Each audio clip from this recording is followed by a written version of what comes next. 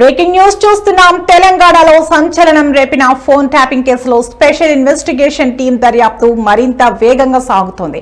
ఇప్పటికే అనేక మంది అధికారులను విచారించిన సిటీ కేసులో కీలకంగా భావిస్తున్న మాజీ ఎస్ఆర్ఎస్ అధికారి ప్రణీత్ రావు, మాజీ ఇంటెలిజెన్స్ చీఫ్ ప్రభాకర్ రావులను విచారణకు పిలిచింది.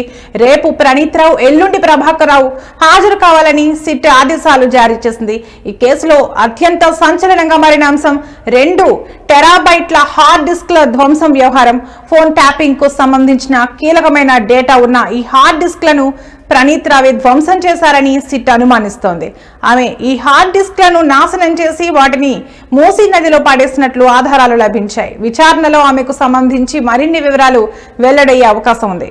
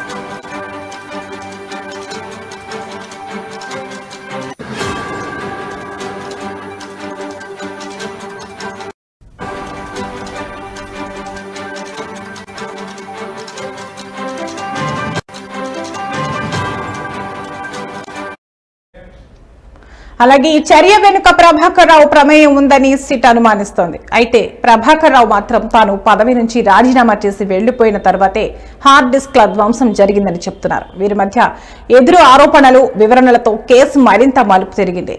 ఇప్పుడు దర్యాప్తు అధికారుల దృష్టి 3 కీలక అంశాలపై ఉంది. హార్డ్ డిస్క్లను ధ్వంసం చేయాలని ఆదేశించింది ఎవరు? ఈ నిర్ణయం వెనుక ఉద్దేశం ఏంటి? ధ్వంసమైన డేటాలో ఏముండేది? ఈ ప్రశ్నలకు సమాధానాలు దొరికితే ఈ కేసు వెలుగు చూసే విధానం పూర్తిగా మారే అవకాశం ఉంది.